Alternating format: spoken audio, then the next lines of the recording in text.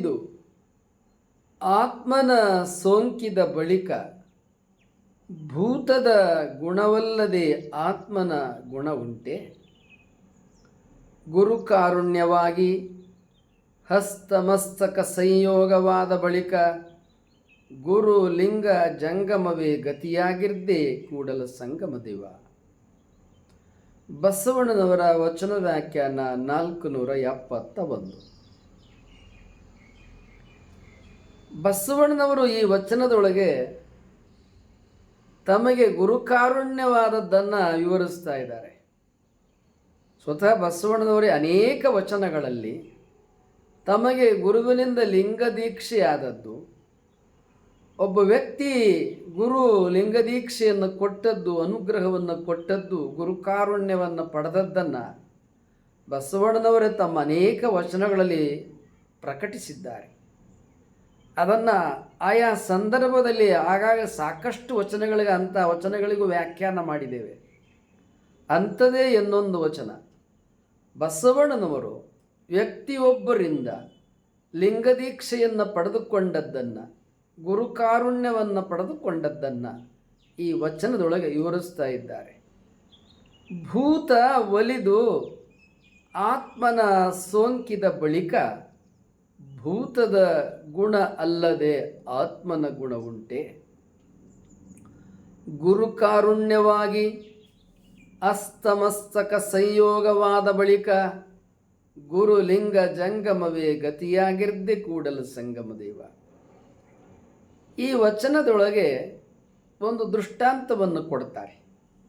ನಂತರ ತಮಗೆ ಯಾವ ರೀತಿಯಾಗಿ ಗುರುಕಾರುಣ್ಯವಾಯಿತು ಅಂತ ಮುಂದಿನ ವಾಕ್ಯದಲ್ಲಿ ವಿವರಿಸ್ತಾರೆ. ಇಡೀ ವಚನದೊಳಗೆ 2 ವಾಕ್ಯ ಇರೋದು. ಆ ವಾಕ್ಯ ಸ್ವಲ್ಪ ಉದ್ದು ಆಗಿದ್ದಾವೆ. ಮೊದಲನೇ ವಾಕ್ಯ, ಭೂತ ಒಲಿದು ಆತ್ಮನ ಸೋಂಕಿದ ಬಳಿಕ ಭೂತದ ಗುಣವಲ್ಲದೆ ಆತ್ಮನ ಗುಣ ಉಂಟೆ?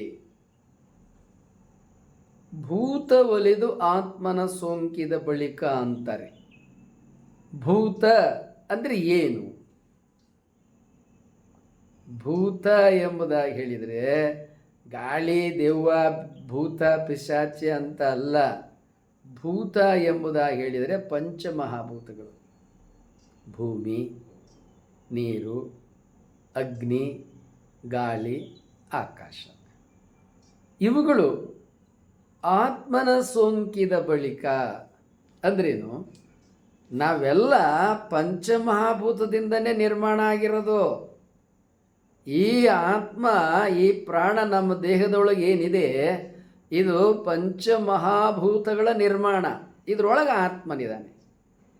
ಈ ಆತ್ಮನಿಗೆ ಪಂಚಮಹಾಭೂತಗಳ ಸ್ಪರ್ಶದಿಂದ ಈ ಲೋಕದೊಳಗೆ ನಮಗೆ ಜನನ ಸೃಷ್ಟಿ ಉಂಟಾಗಿದೆ. ಇದಾದ ಮೇಲೆ ಆತ್ಮನಿಗೆ ಯಾವ ಗುಣಗಳಿರ್ತವೆ? ಈ ಪಂಚಮಹಾಭೂತಗಳ ಗುಣವೇ ಇರ್ತವೆ ಅಂತ ಹೇಳ್ತಾ ಇದ್ದಾರೆ. ಏಕೆಂದರೆ ನಾವೆಲ್ಲಿಂದ ಬಂದಿದ್ದೀವಿ? ಪಂಚಮಹಾಭೂತಗಳಿಂದ ಬಂದಿದ್ದೀವಿ. ಪಂಚಮಹಾಭೂತಗಳಿಂದ ಬಂದ ಮೇಲೆ ನಮ್ಗೆ ಯಾವ ಗುಣಗಳಿರ್ತವೆ? ಪಂಚಮಹಾಭೂತದ ಗುಣಗಳೇ ಇರ್ತದೆ. ಹೆಂಗೆ? ಸುಮ್ಮನೆ ಒಂದು ಪುಟ್ಟ ಉದಾಹರಣೆ ಕೊಡ್ತೀನಿ. ಈಗ ಭೂಮಿಗೇನಿದೆ? ಸೆಂಟರ್ ಆಫ್ ಗ್ರಾವಿಟಿ ಇದೆ. ಅಂದ್ರೇನು? ಅದು ಏನು ಮಾಡ್ತದೆ? ಎಲ್ಲ ವಸ್ತುವನ್ನು ಅದು ಕೆಳಗೆ ಜಗ್ತಾ ಇರ್ತದೆ. ಹೌದಾ? ಯಾವುದೇ ವಸ್ತುವನ್ನು ಮೇಲೆ ಬಿಸಾಕಿದರೆ, ಈಗ ಉದಾಹರಣೆಗೆ ಈಗ ಈ ಕನ್ನಡಕ ಈಗ ಬಿಟ್ಟರೆ ಏನಾಗ್ತದ? ಕೆಳಕ್ಕೆ ಬರ್ತದೆ. ಹೌದಲ್ಲ? ಹಿಂಗೆ ಬಿಟ್ಟರೆ ಕೆಳಕ್ಕೆ ಬರ್ತದೆ. ಏಕೆ? ಈ ಭೂಮಿ ಜಗ್ತದ. ಸೊ ಈ ಭೂಮಿ ಏನು ಜಗ್ತದಲ್ಲ, ಗುರುತ್ವಾಕರ್ಷಣೆ, ಅದು ಮನುಷ್ಯನಲ್ಲಿಯೂ ಇದೆ, ಜಗ್ಗದು. ಹೆಂಗೆ? ಉದಾಹರಣೆಗೆ ತಂದೆ ತಾಯಿ ಮಕ್ಕಳ ಸಂಬಂಧ, ಪತಿ ಪತ್ನಿಯ ಸಂಬಂಧ. ಪತಿ ಪತ್ನಿಯನ್ನು ಜಗ್ಗೆಳಿತಿರ್ತಾಳೆ ಪ್ರೀತಿಯಿಂದ, ಹಾಗೆ ಪತ್ನಿ ಪತಿಯನ್ನು ಜಗ್ಗೆಳಿತಿರ್ತಾಳೆ ಪ್ರೀತಿಯಿಂದ. ಅಂದ್ರೇನು? ಪತಿ ಪತ್ನಿಯ ನಡುವರೆ ಈ ಪ್ರೀತಿ ಪ್ರೇಮ ಬಾಂಧವ್ಯ ಯಾಕಿದೆ? ನಾವೆಲ್ಲ ಭೂಮಿ ಮಕ್ಕಳು ಕಣ್ರಿ. ಹಾಗೆ ಮಕ್ಕಳುಗಳಿಗೆ ತಂದೆ ತಾಯಿ ಮೇಲೆ ಪ್ರೀತಿ, ತಂದೆ ತಾಯಿಗಳಿಗೆ ಮಕ್ಕಳ ಮೇಲೆ ಪ್ರೀತಿ ಯಾಕಿದೆ? ಈ ಪ್ರೀತಿ, ಈ ಆಕರ್ಷಣೆ, ಈ ಒಲವು, ಈ ವಾತ್ಸಲ್ಯ, ಈ ಮಮತೆ ತಂದೆ ತಾಯಿಗಳಿಗೂ ಮಕ್ಕಳಿಗೂ ಯಾಕಿದೆ ಅಂದರೆ, ನಾವು ಎಲ್ಲಿಂದ ಬಂದಿದೆ? ಭೂಮಿಯಿಂದ ಬಂದಿದೆ. ಅಲ್ವಾ? ಈ ಒಲವು, ಈ ಆಕರ್ಷಣೆ, ಈ ಪ್ರೀತಿ, ಈ ಮಮಕಾರ, ಈ ಮೋಹ ಇವೆಲ್ಲ ಎಲ್ಲಿಂದ ಬಂದಿದೆ? ಈ ಭೂಮಿ ಹೆಂಗೆ ಜಗತ್ತದೆಯೋ ಹಂಗೆ ನಮ್ಮನ್ನು ನಮ್ಮ ತಂದೆ ತಾಯಿಗಳ ಪ್ರೀತಿ, ನಮ್ಮ ಗೆಳೆಯರ ಪ್ರೀತಿ, ನಮ್ಮ ಬಂಧು ಬಾಂಧವರ ಪ್ರೀತಿ ನಮ್ಮನ್ನು ಯಾವಾಗಲೂ ಜಗುತ್ತಾ ಇರ್ತದೆ. ಈ ಪ್ರೀತಿ, ಆಕರ್ಷಣೆ, ಮೋಹ ನಮ್ಮ ಎಲ್ಲಿಂದ ಬಂದಿದೆ? ಈ ಭೂಮಿ ಪಂಚಮಹಾಭೂತಗಳಿಂದ ಬಂದಿದೆ. ಅದನ್ನೇ ಇಲ್ಲಿ ಹೇಳ್ತಾ ಇರೋದು. ಭೂತ ಒಲಿದು ಆತ್ಮನ ಸೋಂಕಿದ ಬಳಿಕ ಈ ಪಂಚಮಹಾಭೂತಗಳ ಸಂಯೋಗ ಆದ ಕಾರಣ ನಾವು ದೇಹ ಧರಿಸಿ ಆ ಪಂಚಮಹಾಭೂತ ಶರೀರಕ್ಕೆ ಬಂದಿದ್ದೇವೆ. ಈ ಪಂಚಮಹಾಭೂತಗಳ ದೇಹ ಸಂಯೋಜನೆ ಆಯಿತು. ಆತ್ಮನಿಗೆ ಆವಾಸ ಸ್ಥಾನವಾಗಲಿಕ್ಕೆ ಅನುಕೂಲ ಆಯಿತು. ಈಗ ಹಕ್ಕಿ ಏನು ಮಾಡ್ತದೆ? ಗೂಡ ಕಟ್ತದೆ. ಯಾಕೆ? ತಾನು ಮರಿ ಇಡಲಿಕ್ಕೆ, ಮೊಟ್ಟೆ ಹಾಕಲಿಕ್ಕೆ. ಹಾಗೆ ಈ ದೇಹ ನಿರ್ಮಾಣ ಆಗ್ತದೆ. ನಿರ್ಮಾಣ ಆದಮೇಲೆ ಅಲ್ಲಿ ಜೀವ ಬಂದು ಸೇರ್ಕೊತಾನೆ, ಪ್ರಾಣ ಬಂದು ಸೇರ್ಕೊಳ್ತಾನೆ. ಹಾಗೆ ಭೂತ ಒಲಿದು ಆತ್ಮನ ಸೋಂಕಿದ ಬಳಿಕ ಭೂತದ ಗುಣವಲ್ಲದೆ ಆತ್ಮನ ಗುಣವುಂಟೆ. ಅವನ ಆತ್ಮ ಎಲ್ಲಿಂದನಾರ ಬರಲಿ, ಅವನು ಎಲ್ಲಿಂದನ ಇರಲಿ, ಅವನು ಆತ್ಮ ಹೌದು ಪರಮಾತ್ಮನಿಂದ ಬಂದಿದ್ದಾನೆ. ಆದರೆ ಈ ಪಂಚಮಹಾಭೂತ ಕಾಯಕ್ಕೆ ಬಂದ ಮೇಲೆ ಮೊದಲು ಪ್ರಧಾನವಾಗಿ ಈ ದೇಹಕ್ಕೆ ಯಾವ ಗುಣ ಇರ್ತದೆ? ಈ ಪಂಚಮಹಾಭೂತ ಗುಣಗಳೇ ಇರ್ತದೆ. ಯಾವಾಗ ನಾವು ಈ ಪಂಚಮಹಾಭೂತ ಗುಣಗಳನ್ನು ದಾಟ್ತೇವೆ ಆಗ ನಾವು ಪರಮಾತ್ಮನ ಕಡೆಗೆ ಹೋಗ್ತೇವೆ. ಇಲ್ಲದೆ ಹೋದರೆ ಅಲ್ಲಿ ತನಕ ನಾವು ಪರಮಾತ್ಮನ ಕಡೆಗೆ ಹೋಗೋದಿಲ್ಲ. ಈಗ ಲೌಕಿಕ ಎಲ್ಲರಿಗೂ ಇಷ್ಟ ಯಾಕಪ್ಪ, ಎಲ್ಲರಿಗೂ ಪ್ರೀತಿ ಯಾಕಪ್ಪ, ಎಲ್ಲರಿಗೆ ಪರಮಾತ್ಮನ ಕಡೆ ಒಲವು ಯಾಕೆ ಇರೋದಿಲ್ಲ ಅಂತೇಳಿದರೆ ಲೌಕಿಕದ ಮಕ್ಕಳು ನಾವು. ಆದ್ದರಿಂದ ಲೌಕಿಕದೊಳಗೆ ಆಕರ್ಷಣೆ ಇದ್ದು ಲೌಕಿಕದಲ್ಲಿಗೆ ಮುಳುಗಿ ಹೇಳುತ್ತಾ ಇರ್ತಾರೆ. ಪುನರಪಿ ಜನನ, ಪುನರಪಿ ಮರಣ, ಮತ್ತೆ ಹುಟ್ಟೋದು ಮತ್ತೆ ಸಾಯೋದು. ಯಾಕೆ? ಈ ಭೂಮಿಯ ಆಕರ್ಷಣೆಯನ್ನು ಜಗ್ಗಿ ಹೋದಾಗ ಏನಾಗ್ತದೆ? ಅದು ಚಂದ್ರನಲ್ಲಿ ಲ್ಯಾಂಡ್ ಆಗ್ತದೆ. ಯಾವುದು ಇನ್ಸಾಟ್ ಉಡಾವಣೆ ಮಾಡಿದಾರಲ್ಲ ವಿಕ್ರಮ, ISR ಹೋದವರು, ಅದು ಚಂದ್ರನ ಮೇಲೆ ಯಾವಾಗ ಲ್ಯಾಂಡ್ ಆಯಿತು? ಈ ಭೂಮಿಯ ಆಕರ್ಷಣೆಯನ್ನು ಕಿತ್ಕೊಂಡು ಹೋದಾಗ. ಹಾಗೆ ನಾವು ಯಾವಾಗ ಈ ಪಂಚಮಹಾಭೂತಗಳ ಆಕರ್ಷಣೆಯನ್ನು ಕಿತ್ಕೊಂತೀವಿ ಆಗ ನಮಗೆ ಪರಮಾತ್ಮ ಸಿಗ್ತಾನೆ. ಅಲ್ಲಿವರೆಗೆ ಪರಮಾತ್ಮ ಸಿಗೋದಿಲ್ಲ. ನಮ್ಮ ಜನನ ಮರಣದಾಗ ಬರ್ತಾನೆ ಇರಬೇಕು. ಅದನ್ನೇ ಇಲ್ಲಿ ಬಸವಣ್ಣವ್ರ ವಚನದಲ್ಲಿ ಹೇಳ್ತಾ ಇದ್ದಾರೆ. ಈಗಿದ್ದ ಕಾಲಕ್ಕೆ ಏನಾಯ್ತಪ್ಪ?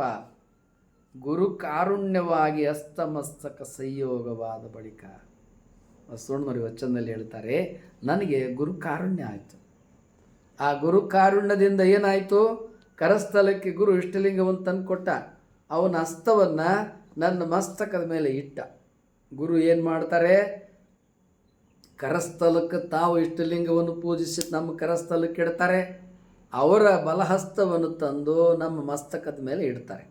ಹಸ್ತಮಸ್ತಕ ಸಂಯೋಗ ಇದಾದ ಕೂಡಲೇ ಇದಕ್ಕೆ ಗುರು ಕಾರುಣ್ಯ ಅಂತಾರೆ. ಹಸ್ತಮಸ್ತಕ ಸಂಯೋಗವಾಗಿ ಏನು ಮಾಡ್ತಾರೆ? ಕರಸ್ಥಲಕ್ಕೆ ಇಷ್ಟಲಿಂಗ, ನಮ್ಮ ತಲೆಯ ಮೇಲೆ ಶಿಷ್ಯನ ಭಕ್ತರ ತಲೆಯ ಮೇಲೆ ಗುರುವಿನ ಹಸ್ತ ಇಟ್ಟು ಕಿವಿಯಲ್ಲಿ ಏನು ಮಾಡ್ತಾರೆ? ಷಡಕ್ಷರ ಮಂತ್ರವನ್ನು ಉಪದೇಶ ಮಾಡ್ತಾರೆ. ಇನ್ನೂ ಅನೇಕ ಈ ಅನುಭವದ ದಾರಿ ಬೆಳಕನ್ನು ಗುರು ಉಪದೇಶಿಸ್ತಾರೆ. ಆ ಎಲ್ಲ ಉಪದೇಶವನ್ನು ಪಡ್ಕೊಂಡ ಮೇಲೆ ಗುರುಲಿಂಗ ಜಂಗಮವೇ ಗತಿಯಾಗಿರ್ದೆ ಕೂಡಲ ಸಂಗಮ ದೇವ. ನಾನು ಯಾವಾಗ ಗುರು ನನಗೆ ಈ ದೀಕ್ಷೆಯನ್ನು ಕೊಡ್ತಾನೆ, ಕೊಟ್ಟ ಮೇಲೆ ಗುರುಲಿಂಗ ಜಂಗಮವೇ ಗತಿಯಾಗಿರ್ದೆ. ಗತಿ ದಿಕ್ಕು ದಾರಿ ನನಗೆ ಇನ್ನು ಮುಂದೆ. ಇದುವರೆಗೆ ನಾನು ಪಂಚಮಹಾಭೂತಗಳ ಆಕರ್ಷಿತನಾಗಿದ್ದೆ. ಏನು ಮುಂದೆ ಗುರು ನನಗೆ ದೀಕ್ಷೆ ಕೊಟ್ಟದ್ರಿಂದ ಗುರು ಲಿಂಗ ಜಂಗಮ ಇದೇ ನನ್ನ ಜೀವನದ ಗುರಿಯಾಗಿ ನಾನು ಭಕ್ತಿಯನ್ನು ಮಾಡಿಕೊಂಡು ಅನುಭವದ ದಾರಿಯಲ್ಲಿ ಹೋಗ್ತೇನೆ. ಗುರುಲಿಂಗ ಜಂಗಮವೇ ಗತಿಯಾಗಿರದೆ ಕೂಡಲ ಸಂಗಮ ದೇವ ಎಂಬುದಾಗಿ ಬಸವಣ್ಣನವರು ಈ ವಚನದಲ್ಲಿ ಹೇಳ್ತಾರೆ. ಬಸವಣ್ಣನವರ ವಚನ ವ್ಯಾಖ್ಯಾನ 471. ಇದು ಶಟಸ್ಥಲ ಕಟ್ಟಿನಲ್ಲಿ 826 ಬಸವಣ್ಣನವರ ವಚನ ಸಂಖ್ಯೆ. ನಮ್ಮ ವ್ಯಾಖ್ಯಾನದೊಳಗೆ 471. ಇಂತಹ ಅನೇಕ ಬಸವಣ್ಣನವರಿಗೆ ಲಿಂಗದೀಕ್ಷೆ ಗುರುಕಾರುಣ್ಯವಾದ ವಿಚಾರವನ್ನು ಅನೇಕ ವಚನಗಳಲ್ಲಿ ಒಬ್ಬ ವ್ಯಕ್ತಿಯಿಂದ ಗುರುಗಳು ಲಿಂಗದೀಕ್ಷೆ ಕೊಟ್ಟ ವಿಚಾರವನ್ನು ಸ್ವತಃ ಬಸವಣ್ಣನವರು ಅನೇಕ ವಚನಗಳಲ್ಲಿ ಪ್ರತಿಪಾದನೆ ಮಾಡಿದ್ದಾರೆ. ಆದ್ದರಿಂದ ಈ ವಿಚಾರವನ್ನು ಸ್ವತಃ ಬಸವಣ್ಣನವರೇ ವಚನಗಳಲ್ಲಿ ಹೇಳ್ತಿರುವಾಗ ಅದನ್ನು ಅಲ್ಲಗಳೆಯೋದಾದರೂ ಹೇಗೆ? ವಿಜಯ ಟಿ ವಿ 12 ಬಸವಣ್ಣನವರ ವಚನ ವ್ಯಾಖ್ಯಾನ 471.